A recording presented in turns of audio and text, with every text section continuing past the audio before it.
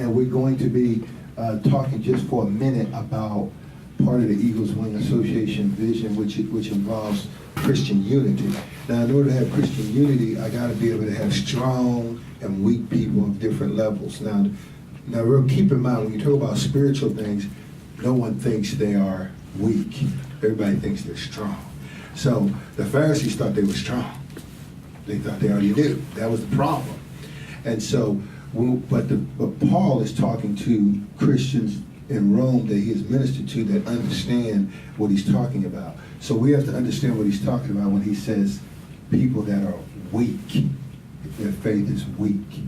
And so that's what Romans 14 is here, and I just want to look at it very quickly.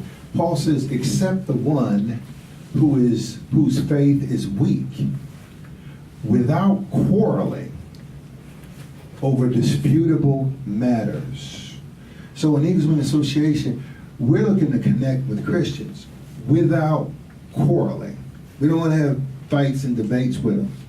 We're just connecting over our common Lord. We are people all saying that Jesus is Lord.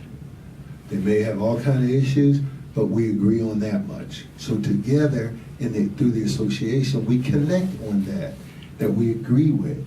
Now, I may view them as weak because their teaching may be weak or whatever. And so that's what Paul said, except the one whose faith is weak, and do it without quarreling over disputable matters. So there are things you can debate over. There's a place and time for that. But right now, the first thing we got to do is accept. Now, it says in verse 2, one person's faith allows him to eat anything. Another whose faith is weak eats only vegetables. The one who eats everything must not treat with contempt the one who does not. And the one who does not eat everything must not judge the one who does, for God has accepted them. Who are you to judge someone else's servant? Now that's something that you have to stop and think about. No matter who the preacher is, he's not my servant. I may feel like he's as wrong as two left shoes, as you say, but he's still the Lord's servant, not mine. So he's going to have to answer to the Lord. And Paul is talking about people being weak because they think that they can't do certain things that God actually may not actually be requiring, in this case, eating vegetables. But we're not going to get into the depth of that. Now, the Bible says, who are you to judge someone else's servant? I'm reminded of Peter. Peter had said, before Jesus ascended, after he was risen from the dead, Peter said, well, what about this man? Talk about John. What is he going to do? Tell me about what John's going to do. And Jesus says, what is that to you? What is it to you if he tarry till I come? In other words, Jesus basically told him, it's none of your business. It's none of your business what John is going to do. You feed my sheep. So we all have a mission, and we got to, when we come together on that which we agree. And then he says, to their own master, servants stand or fall. And they will stand, for the Lord is able to make them stand. Now, you can go read this for yourself and meditate in it sometime more in Romans 14, Romans chapter 14.